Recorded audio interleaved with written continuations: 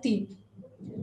प्रकरण 1 ज्यामध्ये आहे सामाजिक दृष्ट्या विचार. म्हणजे सामाजिक दृष्ट्या विचार, आता यावर काय बोलता येईल की समाजाच्या दृष्टिकोनातून आपल्याला विचार करायचा आहे की समाजामध्ये कोणत्या कोणत्या बाबी आहेत, समाजातल्या कोणत्या कोणत्या घडामोडी आहेत, समाजातल्या व्यक्तींच्या कोणत्या कोणत्या समस्या आहेत, त्या समाजातल्या व्यक्तींकडे बघण्याचा दृष्टिकोन, त्याबद्दलचे विचार हे बऱ्याच विचारवंतांनी आपल्याला या समाजशास्त्रामध्ये आपल्याला व्यक्त केलेले आहे. आपल्याला हे अभ्यासायचे आहे.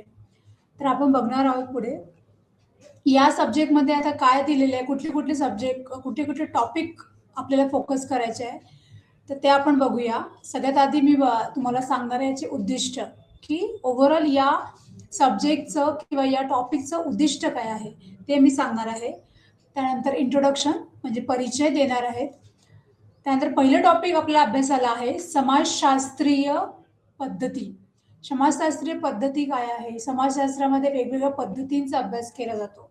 त्यामध्ये त्या पद्धतींचा वापर करून समाजातल्या घटकांचा समस्या कुठल्या आहे आणि त्या समस्यांचं निराकरण कसं करता येईल, तर या पद्धतींचा वापर करून आपण तो अभ्यासणार आहे.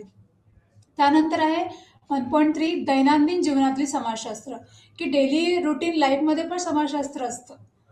कारण आपण एक समाजाचा भाग आहोत, तुम्हाला माहिती आहे आपण समाजाचे घटक आहोत. तर त्या समाजातल्या घटकासाठी आपल्या डेली रुटीन लाईफमध्ये समाजशास्त्राचं काय भूमिका आहे, डेली रुटीन लाईफमध्ये आपण समाजामध्ये आपण ॲज अ कंपोनंट, आमचं घटक म्हणून आपण कसं वावरतो, कसं वावरता येईल हे आपल्याला यामध्ये शिकता येतं. त्याचं काय रिलेशनशिप आहे.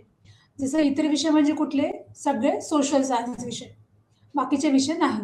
सोशल सायन्समध्ये कुठलं कुठलं येईल तुम्हाला माहीतच आहे. पॉलिटिकल सायन्स येतं, सायकोलॉजी येतं म्हणजे मानसशास्त्र येतं, ठीक आहे. त्याच्यानंतर मानववंशशास्त्र येतं, ज्याला इंग्लिशमध्ये म्हणतात अँथ्रोपॉलॉजी. त्याच्यानंतर येतं हिस्ट्री, इतिहास. इतिहास काय चाललेलं आहे मानवाच्या, आपण जे आहे मानवी जो विकास झालेला आहे त्याच्यामध्ये काहीतरी इतिहास असतो. त्याच्यानंतर पॉलिटिकल सायन्स, ठीक आहे. या सगळ्या विषयांचा समाजशास्त्राशी काय संबंध आहे हे आपण बघणार आहोत. त्याच्यानंतर व्यावहारिकतेचे प्रकार काय आहे, नोकरशाहीचे आचार काय आहे, त्याच्यानंतर इतिहासाचा उपयोग काय होऊ शकतो समाजामध्ये वावरताना, आपल्या जो काही इतिहास झालेला आहे, घडलेला आहे, त्याचा उपयोग आपण आता at present in 21st century पण काय करू शकतो. म्हणतात की old is gold, like that. त्याच्यानंतर आहे समाजशास्त्री वास्तवाकडे कोणत्या दृष्टीने पाहतो, की समाजामध्ये काही जी काही रियालिटी आहे त्याकडे आपण बघण्याचा आपला दृष्टिकोन कोणता आहे ते आपण बघणार आहोत.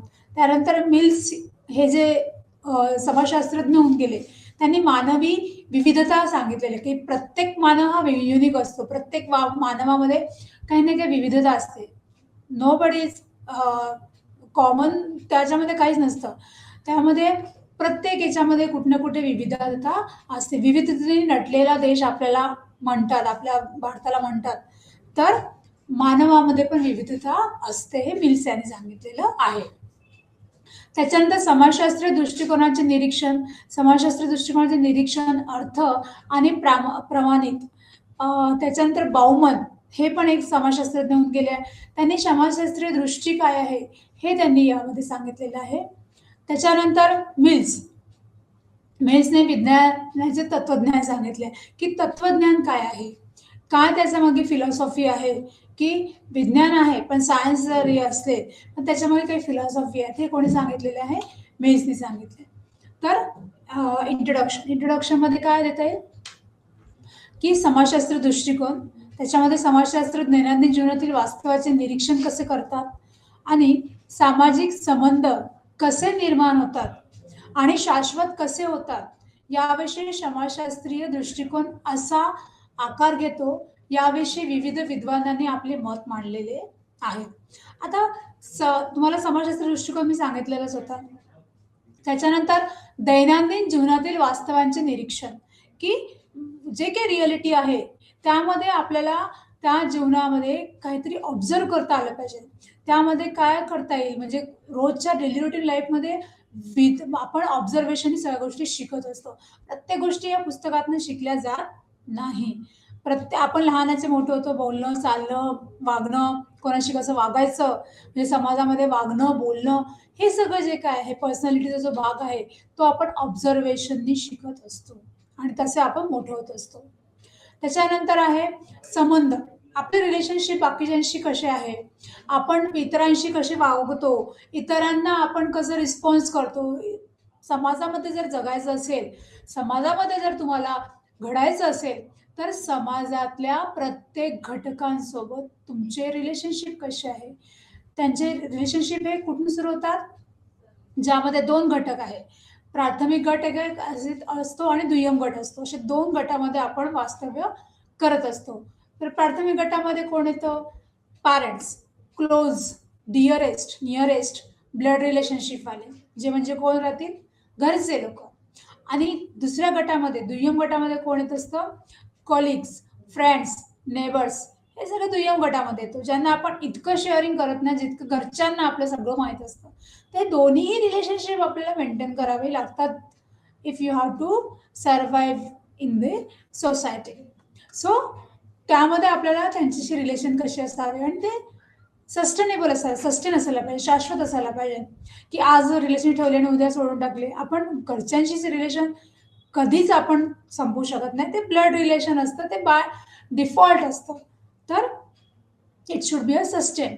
याविषयी समाजशास्त्राचा दृष्टिकोन कुठल्या आकार घेतो, याविषयी विविधांनी खूप सारे मतं दिलेले.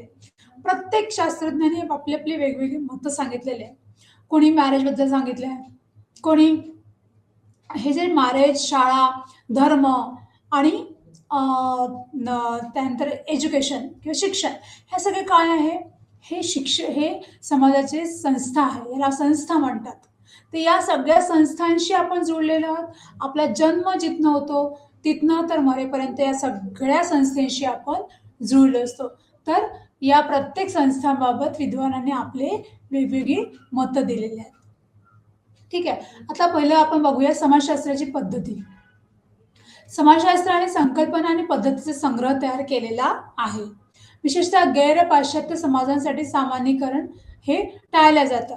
त्याच्यानंतर समाजशास्त्रीय पद्धतीचा वापर करून एखाद्या विशिष्ट विषयावर बोलण्यासाठी समाजशास्त्र आपले कौशल्य वापरतं आणि अशा प्रकारे ज्ञानाला अनुभवजन्य भाषेत रूपांतरित करतं. की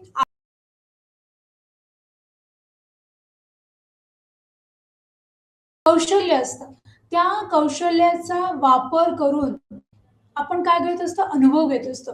आपण ज्याला म्हणतो हे अनुभवाचे बोल आहे म्हणतो ना, बोलता बोलता. तर अनुभवाचे बोल म्हणजे कुठेतरी त्याच्यामध्ये काहीतरी स्किल होतं, त्या स्किलचा कुठेतरी वापर त्याने केला असतो.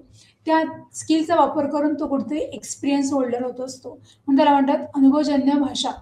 म्हणजे आपण जे बोलतो, मला अनुभव आहे म्हणून अनुभवाचे बोल मी सांगत आहे, म्हणून त्याला म्हणतात एक्सपिरियन्स्ड लँग्वेज किंवा एक्सपिरियन्स्ड स्पीक, की ज्यामध्ये कुठेतरी अनुभव असतो, की ज्यामध्ये त्यांचे काहीतरी त्यांनी अपरिणाम साधी बघितले असते, त्यांचे काही स्किल्स त्यांनी यूज केलेले असतात, म्हणून त्यांना म्हणतात की अनुभवजन्य भाष्य. ते आपण त्याला असं म्हणू शकतो. एम एल डर्केहम हे समाजशास्त्रज्ञ होऊन गेलेले, खूप मोठे समाजशास्त्रज्ञ होते. की यांनी काय म्हटलेलं आहे, की यांनी त्यांच्या उत्कृष्ट कार्यात समाजशास्त्रीय पद्धतीचे नियम असे म्हटले होते की सामाजिक तथ्ये इतर सामाजिक संस्थांद्वारे स्पष्ट केली जावीत, अशा प्रकारे मानसशास्त्रीय आणि तात्विक गोष्टी समाजशास्त्रीय पद्धतीच्या व्याप्तीच्या पलीकडे ठेवल्या पाहिजेत. म्हणजे तुमची जी ज्या काही गोष्टी असतात त्या तुमच्या बियॉन्ड असायला पाहिजेत. ठीक आहे, की ज्यामध्ये तुमचे सामाजिक तथ्यांद्वारे स्पष्ट केली जावेत, अशा प्रकारे त्यांनी काय म्हटलंय की मानसशास्त्रीय आणि तात्विक गोष्टी, मानसशास्त्रीय आणि तात्विक गोष्टी समाजशास्त्रीय पद्धतीच्या व्याप्तीच्या पलीकडे ठेवल्या पाहिजे. समाजशास्त्राच्या काही पद्धती असतात की ज्यामध्ये आपण फिलॉसॉफिकल बोलतो, कधी आपण सायकोलॉजिकल विचार करून बोलतो. तर त्या जी काही एम एल डर्कमने सांगितलेलं आहे की या दृष्टिकोनातून आपली जी काही व्याप्ती आहे त्या व्याप्तीच्या पलीकडे या सगळ्या गोष्टी आपण ठेवल्या पाहिजे. त्यानंतर दैनंदिन जीवनातले समाजशास्त्र काय, आता डेली रुटीन लाईफमध्ये समाजशास्त्राचा खूप मोठा हातभाग असतो. तर काय म्हटलं की लोक सांसारिक सामान्य दैनंदिन जीवनाच्या दृष्ट वर्तुळात अडकले आहेत. ऑब्व्हियस आहे, आपण कुठेतरी सगळेजण आपण कुठेतरी अडकलो आहोत. सगळेजण एकमेकांशी कनेक्ट आहोत. सगळे आपण एकमेकांशी जुळलेलो आहोत. ठीक आहे. जे त्यांच्या नियंत्रणाबाहेरच्या परिस्थितीमुळे प्रभावित होतात. परंतु ते समजण्यात अपयशी ठरतात. कधी-कधी काय होतं, की आपण बियॉन्ड कंट्रोल काहीतरी बोलतो, बियॉन्ड कंट्रोल काहीतरी वागतो. अशी परिस्थिती पण कधी-कधी आपण क्रिएट करतो. फॉर एक्झाम्पल समाजामध्ये क्राईम घडतात. ते काय आहे, की ते जरी घडतात, पण ते काय होतं, ती समाजाच्या नियंत्रणाच्या पलीकडे आपण कंट्रोलच्या बाहेर जाऊन ते कृत्य केलं असतं. ठीक आहे. तर ते समजण्यासाठी अपयशी पण ठरतात, की समाजामध्ये कसं वागलं पाहिजे, कसं नाही वागलं पाहिजे, बॅड बिहेवियर कुठला आहे, गुड बिहेवियर कोणता आहे, हे त्यांच्या कधी-कधी समाजामध्ये असे पण काही व्यक्ती असतात, की त्यांच्या त्या समजण्याच्या पलीकडे असतं. ठीक आहे. की मिल्स अशा सामाजिक बदलांचा संदर्भ देत आहे. मिल्स पण यांनी काहीतरी आपला काहीतरी संदर्भ दिलेला आहे. काय म्हणतात, की जे सामान्य माणसावर ते परिणाम करतात. कुठले? काही बाह्य प्रभाव जे अंतर्गत मानवी जागा ओलांडतात आणि दोन्ही एकमेकांशी संबंधित आहेत. काही बाह्य म्हणजे आपल्याला काही बाहेरच्या गोष्टींचा पण प्रभाव आपल्यावर पडतो. ठीक आहे. आपण फक्त इंटरनल गोष्टीचा विचार नाही करू शकत.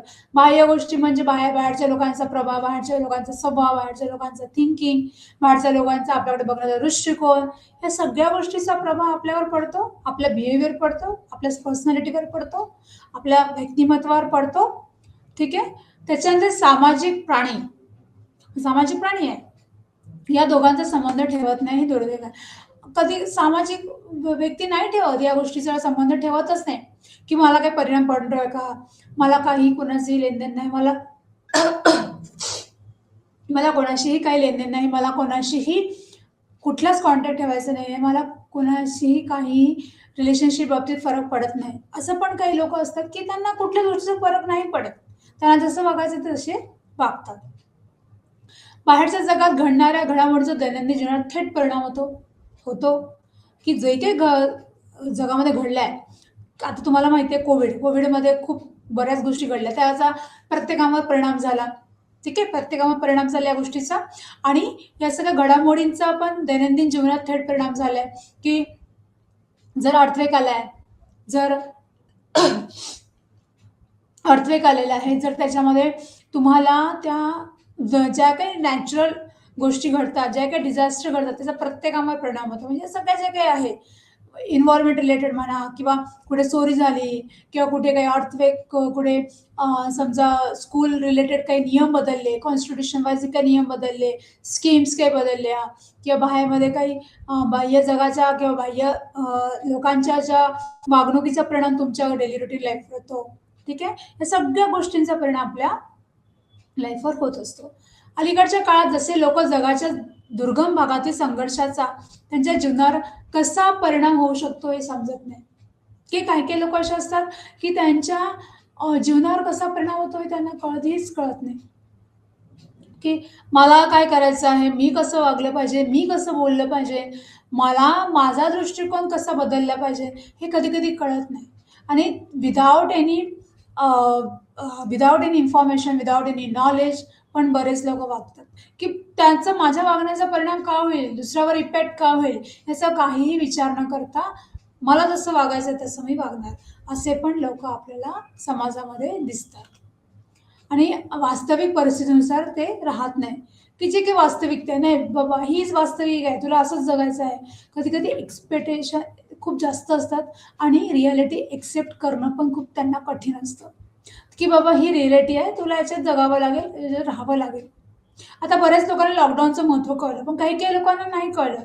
मी नाही वागणार, मी नाही फॉलो करणार जे काही आहे, मी बाहेर जाणार, मला काही होत नाही. हा जो ओव्हर कॉन्फिडन्स होता काही-काही लोकांना, मला काही होत नाही. म्हणजे काय? पण जे ज्यांनी फॉलो केलं त्यांनी फॉलो केलं. पण बाहेरच्या गोष्टीचा माझ्यावर परिणाम होत नाही. माझी त्यात काय मेंटॅलिटी. हा इथे पार्ट आहे मेंटॅलिटीचा, की मेंटॅलिटी चेंज करायला रेडी नाही. They are not change their mentality. They want to live by in their life. Okay. They have to live in their life through their thinking, only their thinking, not another thinking. की दुसऱ्यांच्या थिंकिंगचा ते विचार करणार नाही.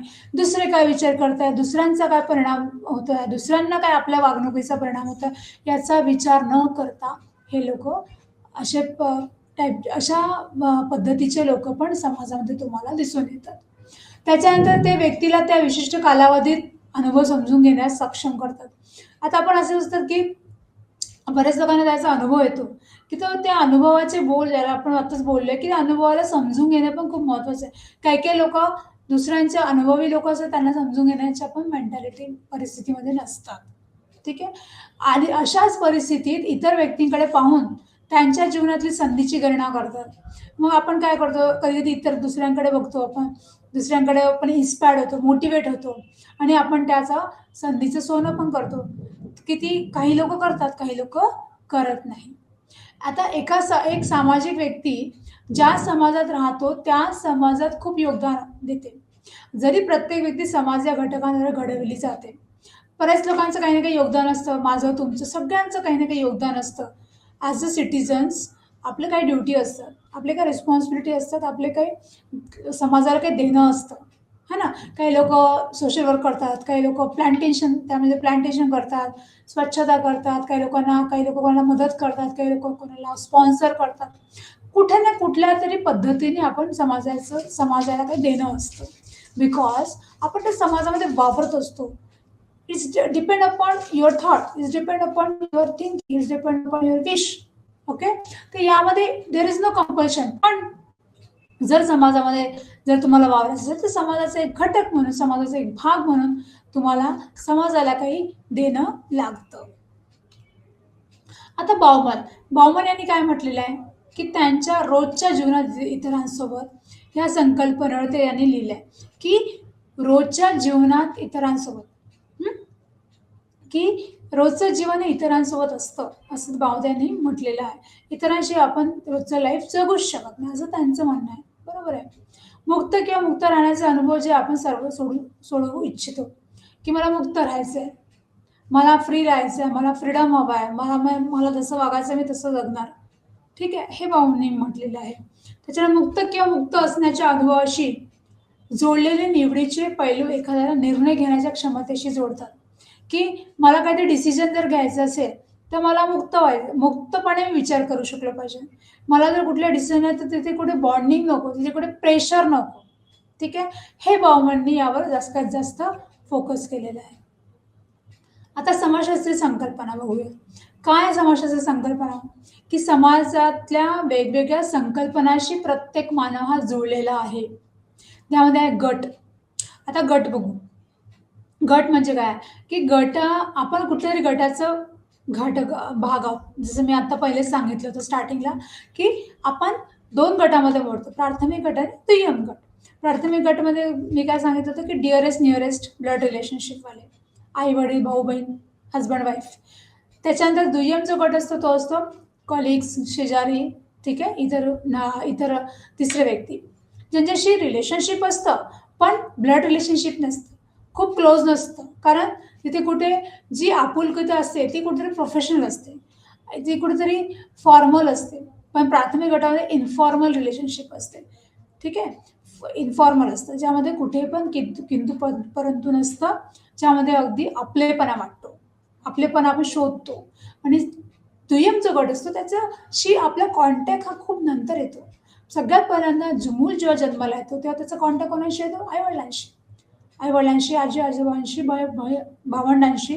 ठीक आहे? म्हणून त्यांच्याशी रिलेशनशिप हे अगदी घट्ट असतं. बट ऑब्व्हियस आई म्हणजे एक आपला भागच असतो आणि आई-वडील दोघेही. तर म्हणून त्याला प्राथमिक गटात मोडलं जातं आणि दुय्यम गट जो तिसरा व्यक्ती असतो. असे 2 गट असतात. त्याच्यात सामाजिकरण, की समाजामध्ये एक सामाजिकरण आहे. एक समाजामध्ये आपल्या वेगळ्या गोष्टी असतात. आपण एक घटक म्हणून वेगवेगळ्या गोष्टीला आपण प्रोसेस वाईज जात असतो. सामाजिकरणामध्ये आपण वेगवेगळ्या पद्धतीनुसारच जातो. वेगवेगळ्या प्रक्रियेनुसारच जातो. आपण प्रत्येक स्टेजवर वेगवेगळी वागणूक असते. प्रत्येक लाईफस्पॅनमध्ये वेगवेगळे अप अँड डाउन्स येतात. प्रत्येक लाईफस्पॅन हा वेगळा राहील ना. प्रत्येक लाईफस्पॅनमध्ये आपली डेव्हलपमेंट पण वेगळी असते. आपला विकास पण वेगळा असतो. आपल्या विकासाच्या घडामोडी पण वेगळ्या असतात. ठीक आहे? तर सामाजिकरण. त्यानंतर गटातील आणि गटाबाहेरील. आता गटातील आणि गटाबाहेरील. आता गटामध्ये कोण येतं, की आपण आता मी गटाबद्दल जे बोलले, की तुम्ही एखाद्या गटाचा भाग असता, म्हणजे तुम्ही काय झालं, you are a member of the particular गट, पर्टिक्युलर ग्रुप. आणि गटाबाहेर, की त्या गटाचा तुम्ही मेंबर नसता किंवा त्या फॅमिलीचा तुम्ही मेंबर नसता किंवा त्या फ्रेंड सर्कल जो असतो आपला एखादा, तो तुमचा एक ग्रुप बनून जातो. तुमचा एक क्लास असतो, तो एक ग्रुप बनून जातो. तर तुम्ही त्याचा भाग असाल तर तुम्ही गटाच्या आत, तुम्ही त्याचा भागच नसाल तर तुम्ही गटाच्या बाहेर. असे पण गट असतात. अशा पण गटामध्ये आपल्याला वावरायला लागतं. त्याच्यानंतर अनोळखी, ठीक आहे, स्ट्रेंजर ज्याला म्हणतात, की एखादा अनोळखी व्यक्तीशी पण आपण बोलतो ना. एखादा व्यक्ती, संकल्पना समाजातल्या प्रत्येक लोकांशी आपण बोलतो.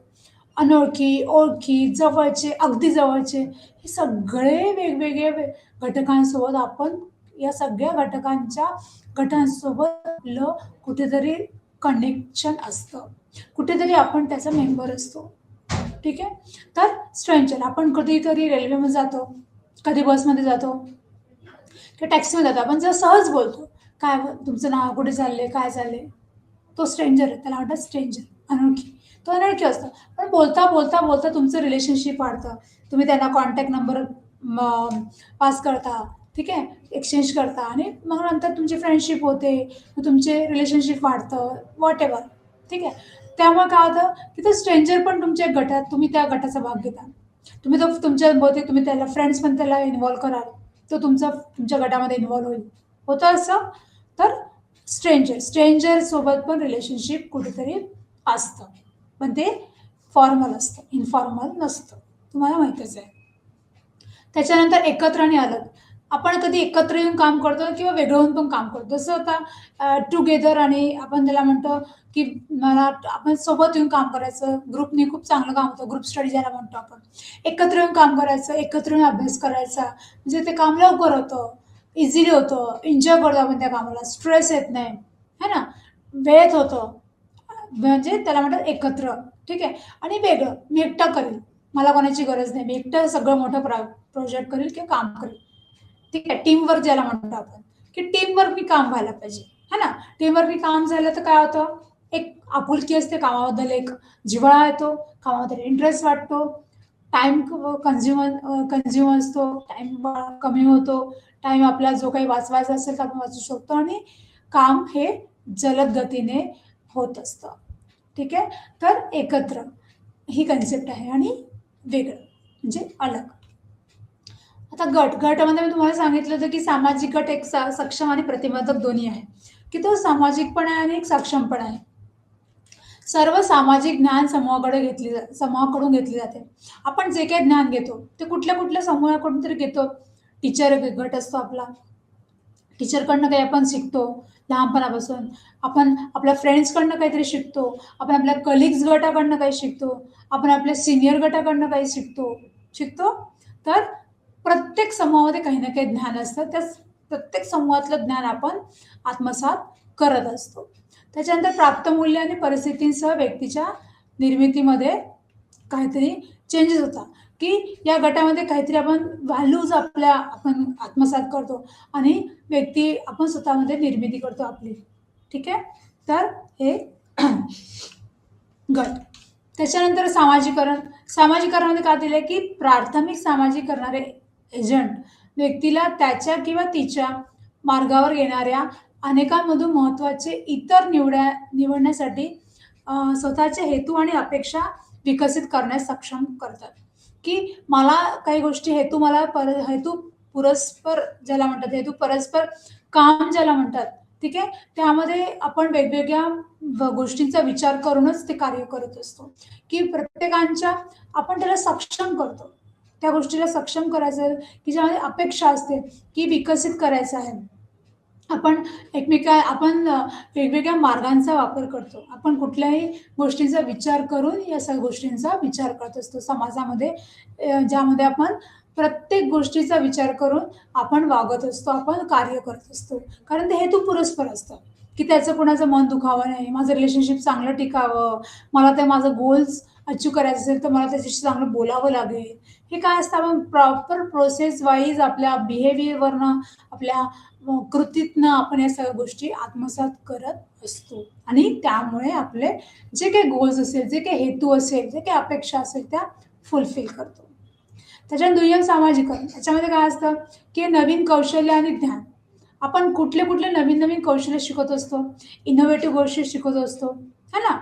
ज्ञान वाढवत असतो. आपण प्रत्येक स्टेजवर स्कूलमध्ये गेलं तर स्कूलच्या लेव्हलचं, आपण इतर पण ज्ञान वाढतो. जसं आपण त्याला म्हणतात करिक्युलममध्ये वाचतो, पण एक्स्ट्रा नॉलेज जर असं हवं असेल, आपण इतर बुक्स वाचतो, ठीक आहे. वेगवेगळ्या मोटिव्हेशन व्हिडिओ बघतो, त्यातनं ज्ञान घेतो. मोटिव्हेशन असणारे इन्स्पायर करणारे बुक्स वाचतो, कादंबरी वाचतो, कथा वाचतो, ठीक आहे. यातनं काय मिळतं, आपल्याला नॉलेज मिळतं.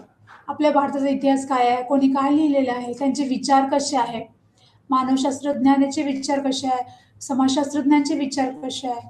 असे प्रत्येक कुठल्या ना कुठल्या सेक्टरमध्ये प्रत्येक व्यक्ती हा आपापल्या सेक्टरनुसार किंवा आपापल्या कुवतीनुसार किंवा आपापल्या डिमांडनुसार किंवा आपापल्या आवडीनुसार ज्ञान हे आत्मसात करत असतो.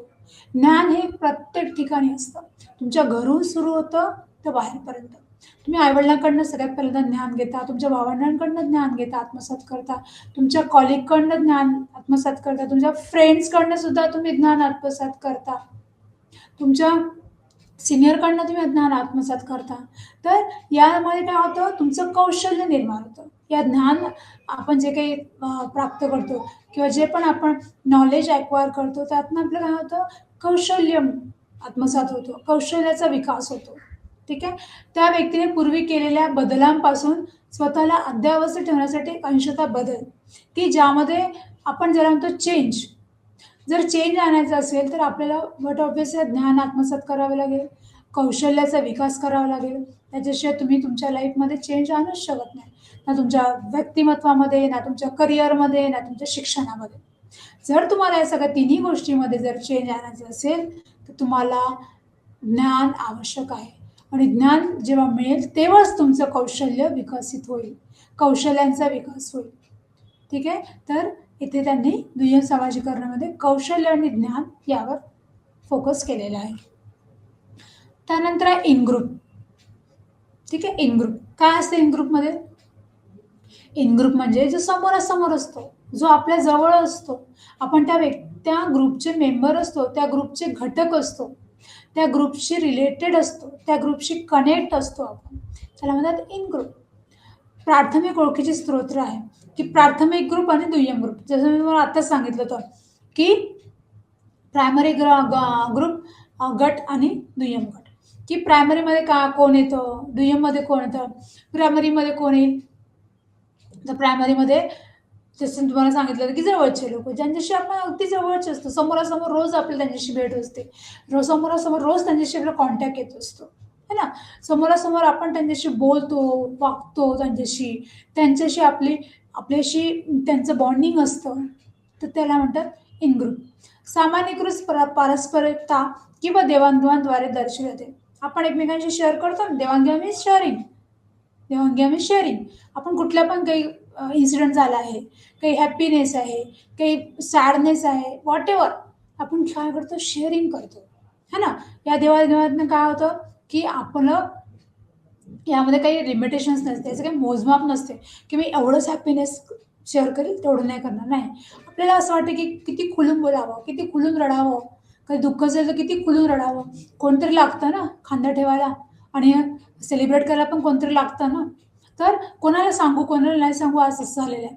आता व्हॉट्सअपनी खूप झालेलं आहे, टेक्नॉलॉजीचा खूप जण वापर करतात, पटकन काही जर पोस्ट करतात व्हॉट्सअपवर, पटकन काय झालं, गुड न्यूज झाली, पटकन इंस्टाग्राम, व्हॉट्सअप, फेसबुक कमेंट येतात. लोकांशी आपण काय करतो, कनेक्ट करतो, देवाणघेवाण करतो ना आपण, कमेंट मिळाली पाहिजे, तो आपल्याशी कनेक्ट होतो. मग तो कोणी कॉन्टॅक्टमध्ये नसेल तर तुम्ही फटाफट ते फोटो बघून तुमच्याशी ते कनेक्ट होतात. हाय, हॅलो, नाईस फोटो, नाईस पिक, असं आपण कमेंट देतोच. म्हणजे काय करतो, आपण त्या व्यक्तीशी न बोलता न भेटता आपण कनेक्ट झालेलं आहे, है ना. ऑटोमॅटिक कनेक्ट झालं आहे. व्हिज्युअली ज्याला म्हणतात, की आपण व्हिज्युअली त्याच्याशी झालेलं आहे, की ज्यामध्ये त्या व्यक्तीशी बोलायची गरज नाही. तर या सगळ्या देवाणघेवाण आहे आजच्या सेंचुरीनुसार, की टेक्नॉलॉजीचा पण असा उपयोग झालेला आहे की लोक यानुसार वेगवेगळ्या गटामध्ये सामील झालेले आहे. आपण फेसबुक गट असतो, फेसबुक लोकांचा फ्रेंड सर्कल असतो, आपला एक सर्कल असतो की ज्याला फेसबुक रिक्वेस्ट येते आपल्याला, आपण ते एक्सेप्ट करतो, आपल्याला वाटेल ते एक्सेप्ट करतो. तर वाटतं की माझ्या हा गटामध्ये मोडतो, माझ्या कॉन्टॅक्ट लिस्टमध्ये हा येऊ शकतो, है ना. आपण कॉन्टॅक्ट लिस्ट, आपण फोन नंबर घेतो ज्याचा, तो एक वेगळा गट असतो, त्याच्याशी आपलं काही रिलेशन असतं, प्रोफेशनल असतं, सोशल असतं, कुठलं पण. तर आपण याच्यामध्ये एक उदाहरण तर बघू की पालक आपल्या मुलांसाठी काय करतात त्याला महत्त्व देत नाही. आता या गटामध्ये कसं असतं की इन ग्रुपमध्ये, की पालक जे करतात त्यांचं कर्तव्य म्हणून करतात, ते कधी बघत नाही की हा माझा मुलगा आहे, हा मोठा झाल्यानंतर माझ्यासाठी काय करेल, हा सगळा विचार करतो का? नाही. पण तेच दुसरे जण, मी तुला का प्रोजेक्टमध्ये काम करील, मी तुझ्या हेल्प करेन, त्यात माझा काय फायदा? ठीक आहे. कळलं दोन्हीतला फरक, की पालक हे जे मुलांसाठी करतात तो जो गट असतो, आपण ज्या त्या गटामध्ये मोडतो, त्याला प्राथमिक गट, तो अगदी निस्वार्थ असतो, तो अगदी जवळचा असतो, तो अगदी आपुलकीचा असतो, तो अगदी आपलापणा दाखवण्याचा असतो, तो अगदी रिस्पॉन्सिबिलिटीचा गट असतो. पण तेच तर दुय्यम गटमध्ये फायदा असतो, कुठेतरी त्याच्यामध्ये कुठेतरी फायदा असतो, गिव्ह अँड टेक असतं रिलेशनशिप. मी तुला हेल्प करेन, त्याच्याबद्दल मला हे हवं आहे, त्याच्यामुळे त्याचा कुठेतरी स्वार्थ असतो. पण प्राथमिकमध्ये कुठला स्वार्थ नसतो, ते फक्त एक फ्लोमध्ये ते रिलेशनशिप चालत राहतं मरेपर्यंत. एक ते बॉन्डिंग असतं, रिलेशनशिप असतं, लव्ह असतं, अफेक्शन असतं, शेअरिंग असतं, केअरिंग असतं, डिअरेस्ट निअरेस्ट ही फिलिंग असते. हे प्राथमिकमध्ये असतं. आता गटाबाहेर म्हणजे आउटग्रुप. आता आउटग्रुप म्हणजे काय, जो समोरासमोर नसतो, आउटग्रुप. आता सांगितलं फेसबुकचं उदाहरण, की जो आपल्या समोर नसतो पण तरी पण आपण त्याच्याशी कनेक्ट असतो, आपल्याला ग्रुपचा असतो, फोटो पाठवले त्याच्याशी बोलायची गरज आहे नाही, त्याला आपल्याजवळ यायची गरज आहे नाईस पिक्चर म्हणायला नाही, तो ऑनलाईन आपल्याला कमेंट देतो की your picture is nice, you looking so gorgeous, you looking so beautiful, what ever, है ना. पण तो एक गटाचा मेंबर असतो, पण तो बाह्य असतो, म्हणजे तुमच्या त्याच्याशी रिलेशनशिप कॉन्टॅक्ट येत नाही, येतो कधीतरी वर्षातून एक दोनदा. ठीक आहे. म्हणजे दुय्यम सूत्र आहे हा. ठीक आहे. प्राथमिक सांगितलं, आता हा काय दुय्यम. सामान्यीकृत परस्परिकता किंवा देवाणघेवाणद्वारे दर्शित होतं, की जो देवाणघेवाण कुठेतरी होत असते, त्याचा मोजमाप नाही, की त्यामध्ये त्याचा मोजमाप जरी केला जात नाही, पण त्याच्यामध्ये काय असतं की देवाणघेवाण असते, काही गोष्टी आपण शेअर करतो, जसं फ्रेंड्सला आपण काही गोष्टी शेअर करतो, तो पण आपल्या काही गोष्टी शेअर करतो, की मला काय त्याला शेअर करायचं आहे, तो आपले काही गॉसिप असेल तो शेअर करतो, हा आपले काही गॉसिप शेअर करतो. एकमेकांमध्ये कुठेतरी एक आपलेपणा असतं, शेअरिंग असतं. ठीक आहे. की ज्यामध्ये कुठेतरी रिलेशनशिप असते, पण ती इतकी पण क्लोज असते की ज्यामध्ये त्यांचा आणि या लोकांचा काहीतरी एक जवळीकता असेल, ती असते, पण कुठेतरी त्याला लिमिटेशन असते, ती कधी पण तुटू पण शकते. सामाजिक गटातला आपल्या जे मेंबरशिप किंवा आपण ज्याच्याशी त्या गटामध्ये मोडतो, तो आपण त्यामध्ये बायकॉट पण आपण होऊ शकतो कधी पण. पण प्राथमिक स्तोत्र जे असतात, प्राथमिक गटामध्ये आपण कितीही इच्छा असेल तरी पण बाय डिफॉल्ट आपण त्यांच्याशी जुळलेलो असतो. आता अनोळखीबद्दल मी बोललीच आहे, की अनोळखी म्हणजे तो अपरिचित व्यक्ती असतो आणि तो व्यक्ती कोणत्याही श्रेणी किंवा गटाशी संबंधित नसतो.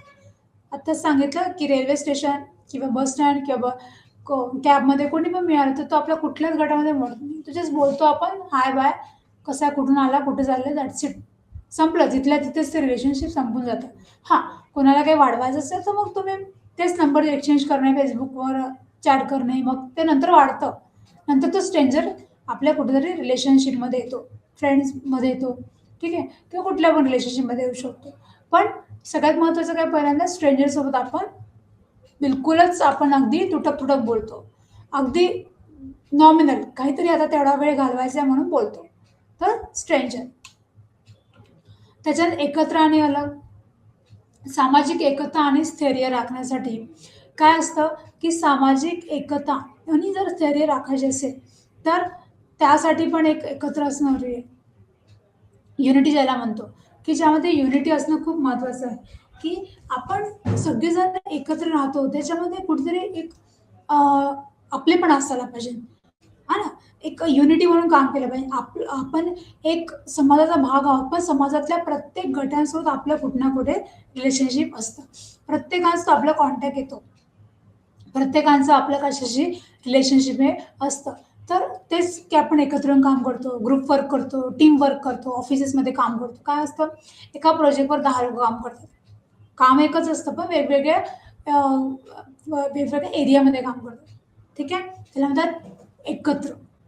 ठीक आहे? त्याच्यात कार्य करणारे सामाजिक गट अशा प्रकारचे असतात, की ज्याला आपण समुदाय म्हणतो, की वेगवेगळ्या प्रकारचे कामं करतात. समुदाय असतो. किती समुदाय असतात? 3 प्रकारचे समुदाय असतात. एक अर्बन, रुरल आणि ट्रायबल. अशा 3 प्रकारच्या कुठल्याही समाजामध्ये आपण राहतो. कशामध्ये आपण वेगवेगळ्या प्रकारचे कार्य हा गट करत असतो. म्हणजे समुदाय व्यक्तीसाठी एक सुरक्षित स्थान प्रदान करतो. बट ऑब्व्हियस आहे, समुदाय हा व्यक्तीसाठी एक सुरक्षित स्थान प्रदान करतो. कुठल्याही गटामध्ये एक सिक्युरिटी असते, आपलेपणा असतो. नाही आहे, कोणीतरी आहे. सिक्युरिटी फील येतं, की काय कुठेतरी आपल्याला आपलं कोणतरी आहे. कोणतरी आपल्याला साथ देणार आहे. कोणतरी आपल्याला मोटिव्हेट करणार आहे. कोणतरी आपल्याला पुश करणार आहे. कुठेतरी एक आपलेपणा असतो. कुठेतरी एक सुरक्षिततेची भावना निर्माण होत असते यामध्ये. त्याच्यानंतर ओळख आणि सामाजिक कल्याणाचे स्थान देखील असते. आपली ओळख होत असते. समाजामध्ये आपल्याला सामाजिक कल्याणाचे स्थान देखील असते, की समाजामध्ये जर तुम्हाला एक ओळख निर्माण करायची असेल, की समाजामध्ये जर काही कल्याण करायचं असेल, तर आपल्याला एकत्र येऊन काम करणे खूप महत्त्वाचे आहे. ठीक आहे. आपण एकटं हे सगळं करू शकतो का? नाही. आपण कोणाच्या तरी मदतीने, इतरांच्या नॉलेजनी, इतरांच्या साथीने, इतरांच्या विचारानेच आपण हे आत्मसात करू शकतो. ठीक आहे. तर यामध्ये आपण काय-काय बघितलेलं आहे? आपण इथपर्यंत संपलोय, की सगळ्यात महत्त्वाचं आपण काय बघितलं यामध्ये? थोडं रिवाईज करूया, की दैनंदिन जीवनातील आपण समाजशास्त्र बघितले, की ज्यामध्ये डेली रूटीन लाईफमध्ये काय-काय घडतं. डेली रूटीन लाईफमध्ये आपण अनुभवाचे बोल कसे ज्याला म्हणतात अनुभवाने आपण सगळ्या गोष्टी कशा आत्मसात करू शकतो. ठीक आहे. त्याच्यानंतर अनुभवाच्या बोलाने आपण सगळ्या गोष्टी कशा डेली रूटीन लाईफमध्ये त्याचा वापर करू शकतो. हे सगळं आपण दैनंदिन जीवनामध्ये बघितलं होतं. त्यानंतर मिल्स यांनी काय सांगितलं होतं, की सामाजिक बदलांचा संदर्भ. त्याबद्दल त्यांनी बोलले होते, की समाजामध्ये जे काही बदल होतात त्याबद्दल मिल्स यांनी बोलले होते, की व्यक्ती हा सामाजिक प्राणी आहे. त्याला समाजामध्ये वावरावं लागतं. दोन्ही त्यांचा कुठल्यातरी लोकांशी संबंध येत असतो. ठीक आहे. आणि त्या संबंधाचा विचार करून ते त्यांच्या बिहेवियरवर, त्यांच्या करिअरवर, त्यांच्या वेगवेगळ्या वागणुकीवर ज्याला म्हणतो, की समाजामध्ये या सगळ्या गोष्टींचा संबंध हा काही लोकं विचार करतात, काही लोकं विचार करत नाही. काही लोकांना काही फरक पडत नाही. समाजामध्ये काय घडामोडी आहे, समाजातल्या लोकांचा विचार आपण न करता मी फक्त माझा विचार करणार, मी फक्त माझं बघणार. ठीक आहे. त्यांचा मला कुठलाही परिणाम पडत नाही. कुणाच्याही काही बोलण्याचा, कुठे काय सुरू आहे त्या गोष्टीचा काहीही परिणाम पडत नाही. असे पण लोकं काहीतरी समाजामध्ये असतात. त्यामध्ये हे सगळं मिल्स यांनी सांगितलंय. त्यानंतर त्यांनी म्हटलं, की काही लोकं अनुभवाची ऑपॉर्च्युनिटी क्रिएट होत असते. त्याचं ते संधीचं सोनं पण करतात. त्यांच्या बाउमननी काय म्हटलं, की रोजच्या जीवनात इतरांसोबत रोजच्या जीवनात इतरांसोबत आपलं कनेक्शन येत असतं. त्यामध्ये काहीतरी आपले अनुभव तयार होतात आणि त्यामध्ये आपण त्या अनुभवाचा वापर हा निर्णय घेण्यासाठी करत असतो. कुठले डिसिजन घेण्याच्या आधी आपल्याला जर काही प्रमाणात अनुभव असेल, तर ते डिसिजन अचूक होत असतं. ठीक आहे. त्याच्यामुळे अनुभवाला खूप इम्पॉर्टंट आहे. त्यानंतर संकल्पना आपण बघितल्या होत्या. त्याच्यामध्ये काय-काय बघितलं होतं? आपण बघितलं होतं गट, सामाजिकरण बघितलं होतं. त्याच्यानंतर गटातील आणि गटाबाहेरील बघितलं होतं. अनोळखी लोकांसोबत कसं आपला संपर्क येतो आणि एकत्र आणि अलग.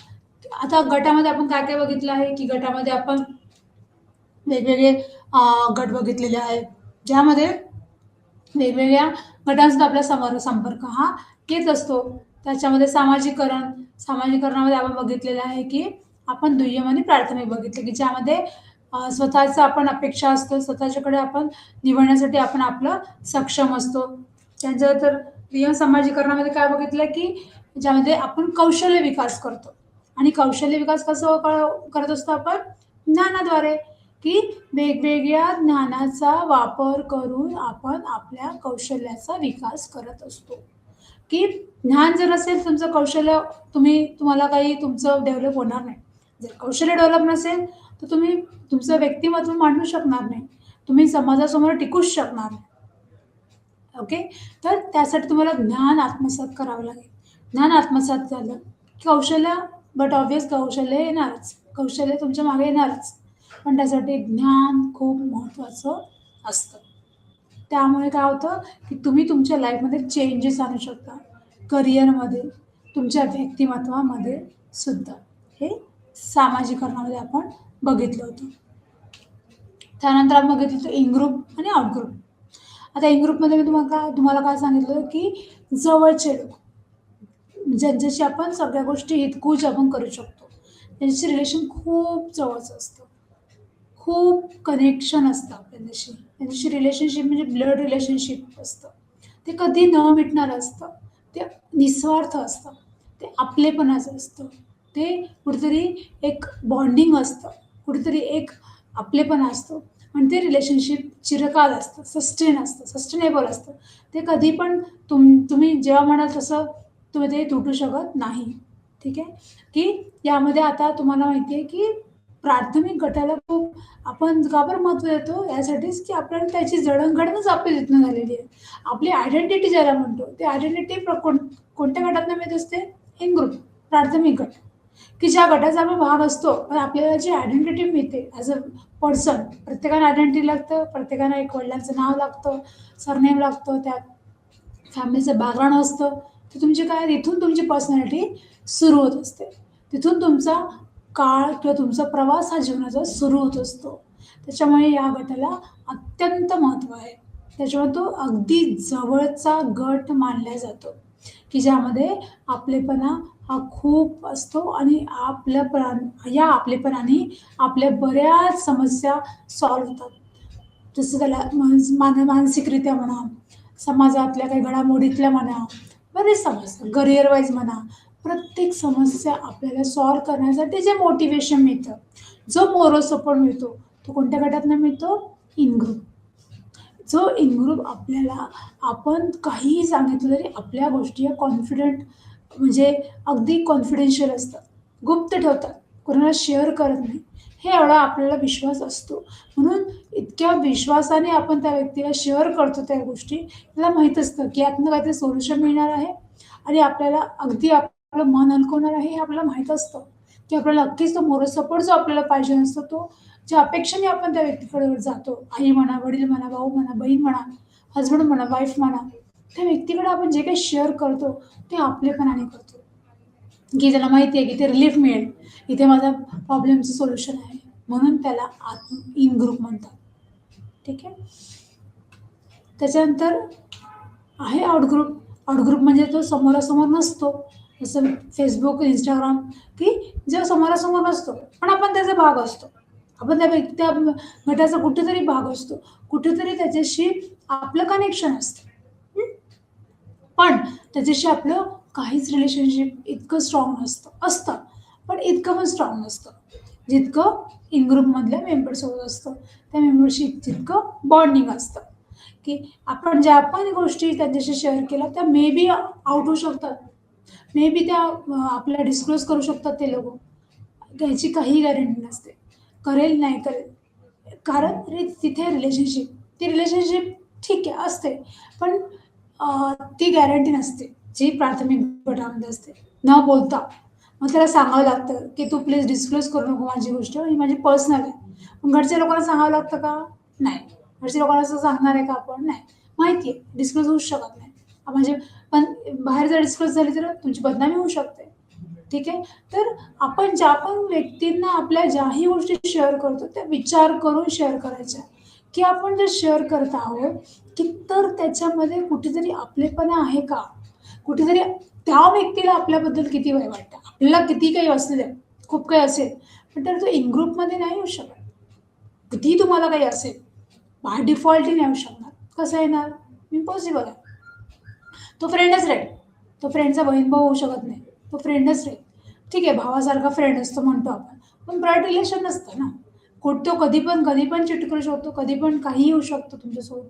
ॲक्सिडेंटली काही होऊ शकतं. तो कधी पण तुम्हाला धोका देऊ शकतो, पैशाने धोका देऊ शकतो, कुठे पण चीट करू शकतो. तुम्हाला वाटतं चांगलं वागत आहे, मे बी तो चांगलं वागत नसेल. तर या सगळ्या गोष्टीमध्ये तुम्हाला आउटग्रुपमध्ये तुम्हाला खूप सतर्कता बाळगावी लागते, की मी त्या व्यक्तीला हे गोष्टी सांगू की नको. हे डिपेंड अपॉन तुमच्या रिलेशनशिपवर आहे, की तुम्ही त्या व्यक्तीची रिलेशनशिप कशी ठेवलेले आहे. ठीक आहे. तुम्ही त्या व्यक्तीला किती कामात आणलंय, तो व्यक्ती तुमच्या लाईफमध्ये किती इम्पॉर्टंट देतोय, कधी कसं हेल्प करतोय, कुठल्या पद्धतीने हेल्प करतोय, या सगळ्या गोष्टीची शहानिशा तुम्हाला पहिले करावी लागते आणि मग तुम्हाला तुमच्या गोष्टी शेअरिंग होतात, देवाणघेवाण होत असते. पण इन ग्रुपमध्ये असं नसतं. आपण शहानिशा करतो का आई-वडिलांची? नाही. ते आपलेच असतात. आपण त्यांना आपलंच मानतो, म्हणजे ते आपलेच असतात. गॉड गिफ्ट ज्याला म्हणतात. प्राथमिक गट म्हणजे काय? God gift. बहीण-भाऊ आपले गॉड गिफ्ट असतात. आपल्याला मिळणारं ते गिफ्ट असतं. जे आहे ते आहे. ते न बदलणार आहे. पण आउटग्रुपमध्ये फ्रेंड्स बदलत असतात. आज तू, उद्या दुसरा असतं ना, की कॉलिग्स बदलत असतात. आज ऑफिस हे चेंज केलं, दुसरं ऑफिस आणि दुसरे कॉलिग्स मिळेल तुम्हाला. दुसऱ्या टाईपचे लोकं मिळतील. शेजारी घर बदललं, शेजारी बदलले. बदलेल ना परिस्थितीनुसार. पण घरचे लोकं बदलणार का? आई-वडील बदलणार का? पत्नी बदलणार, पती बदलणार, मुलं बदलतील? नाही. त्यांच्याशी जे रिलेशनशिप आहे ते तसंच राहील. पण आउट ग्रुपमध्ये रिलेशनशिप हे परिस्थितीनुसार, सिच्युएशननुसारही चेंज होत असते. त्याचं कुठेही तारतम्य नसतं. तर आणि ते ज्यामध्ये परिस्थितीनुसार चालते. परिस्थिती जशी बदलली तर मे बी रिलेशनशिप पण बदलू शकते. काही सांगता येत नाही. हां, काही-काही लोकांचे रिलेशनशिप असतं ते टिकतात. अगदी लहानपणापासून मित्र असतो, तो शेवटपर्यंत खूप चांगला मित्र असतो, अगदी मरेपर्यंत. बालपणीचा मित्र तो अजूनही तुमच्या कॉन्टॅक्टमध्ये असतो. तुम्ही म्हातारे असेपर्यंत तुमच्या कॉन्टॅक्टमध्ये राहू शकतो. ठीक आहे, इट्स ओके. पण याचा अर्थ हा नाही, की तुम्ही त्या प्रत्येक गोष्टी त्याला तुम्ही शेअर करा आणि त्या गोष्टीचं तो किती इम्पॉर्टंट घेतोय ते पण खूप महत्त्वाचं आहे.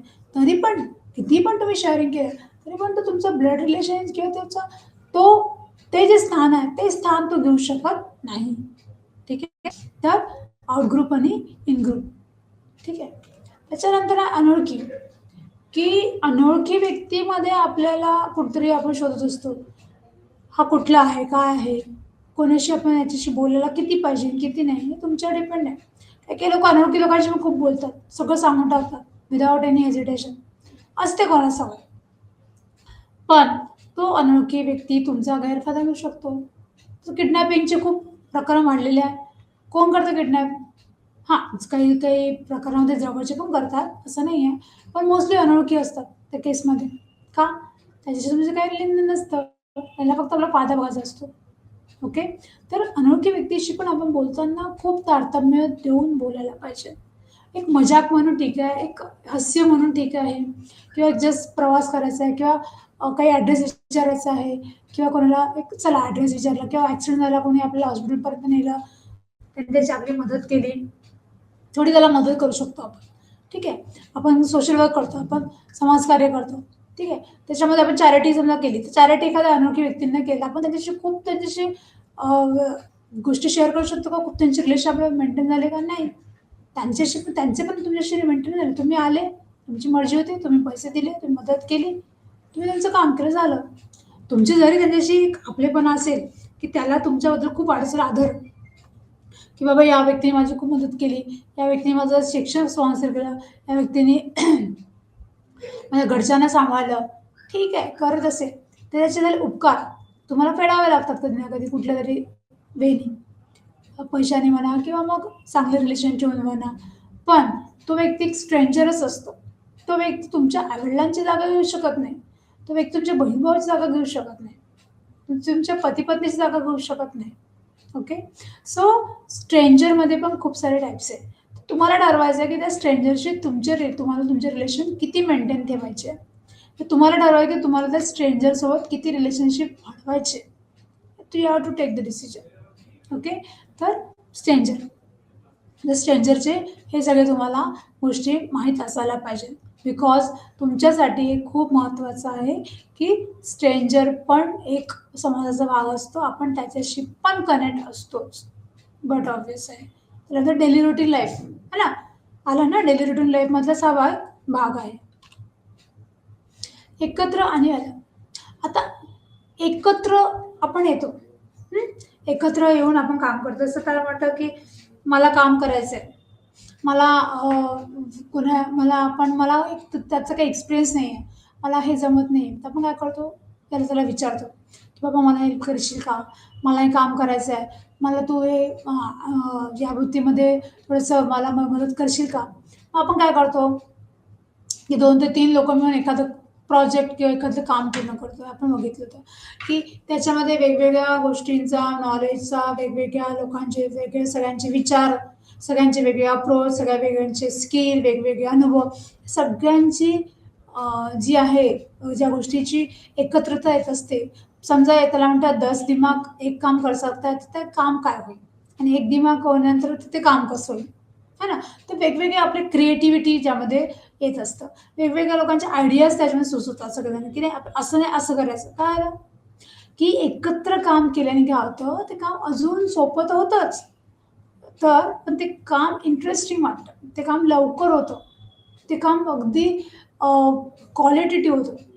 क्वांटिटीने जर काम केलं, क्वांटिटी म्हणजे जास्त संख्येने जर काम केलं, तर त्या कामाला काय रूप येईल? क्वालिटेटिव्ह येईल. त्याची क्वालिटी वाढेल. ओके. त्या कामाची स्वरूपता जी आहे, म्हणजे त्याची जी रचना आहे, त्याचे स्वरूप जे आहे, ते काहीतरी वेगळंच येईल. त्याचा काहीतरी वेगळाच रिझल्ट येईल. तर एकत्र या गोष्टीचा आपण भरपूर लोकं आपल्या डेली रुटीन लाईफमध्ये फायदा घेत असतो. आपण जर एकत्र येऊन आपण जर खूप मोठी फॅमिली असेल आणि सगळ्यांनी मिळून जर काम केलं एखाद्या मॅरेज सेरेमनीमध्ये, तर तिला मॅरेज कसं होईल? सगळ्यांवर प्रेशर येणार नाही. प्रत्येक गोष्टी वेळेत होईल. प्रत्येक गोष्टी मुहूर्तावर होईल. है ना? हे एक उदाहरण आहे. परत जर करियर वाईज उदाहरण दिलं, एखादं खूप छान प्रोजेक्ट आला तुमच्या ऑफिसला, पण मॅनपॉवर कमी आहे. ठीक आहे, मॅनपॉवर कमी आहे. एकच व्यक्ती आहे त्याचे काम करेल. पण तेच जर 2-3 लोकं अजून अपॉइंट केलं तर? है ना? म्हणजे काय होईल? एकत्र येऊन ते काम होईल. त्या ज्या गोष्टी आहेत त्या वेळेत होईल. काही पार्ट एक व्यक्ती सांभाळेल, दुसरा पार्ट दुसरा व्यक्ती सांभाळेल, तिसरा पार्ट तिसरा व्यक्ती सांभाळेल. म्हणजे काय होईल, की त्या गोष्टीचा जे आहे त्या गोष्टीला अजून चांगलं फेदर लागेल. अजून चांगल्या गोष्टी त्या समोर येतील. त्या गोष्टी अजून चांगल्या होतील. तर एकत्र येण्याचा या सगळ्या गोष्टीचा फायदा असा होत असतो. सो डेली रुटीन लाईफचं मी उदाहरण सांगितलं, मॅरेज वगैरे ते. प्रोफेशनल लाईफचं उदाहरण मी सांगितलं आहे, की एखादं तुम्ही जर प्रोजेक्टमध्ये काम करायचं असेल, तर तुम्हाला एकत्र येऊन काम करणे महत्त्वाचं आहे. त्याच्यानंतर वेगळं, की वेगळेपणा काय असतो, की मला वेगळं काम करायचं आहे. ओळख आपल्याला आपण जर सामाजिक जर कल्याण करायचं असेल, आपण स्वतःची ओळख जर हे करायची असेल, तर आपल्याला एकत्र येऊन काम करणे मस्ट आहे. पण काही लोकं असतात, की वन मॅन शो ज्याला म्हणतात, की एकच व्यक्ती काफी असतो त्या गोष्टीसाठी. एकटा पण काम करतो. असे पण लोकं आपल्याला मिळतील, की काही गोष्टी अशा असतात, की त्या एकट्याच केल्या जातात. त्याला टीमवर्कची गरज नसते. अशा पण काही गोष्टी असतात. तर यामध्ये आपण या सगळ्या गोष्टी गट आहे, सामाजीकरण आहे, इन ग्रुप आहे, आउट ग्रुप आहे, ठीक आहे. त्याच्यानंतर एकत्र आहे, अलग आहे, त्याच्यानंतर स्ट्रेंजर आहे. हे सगळे काय आहे?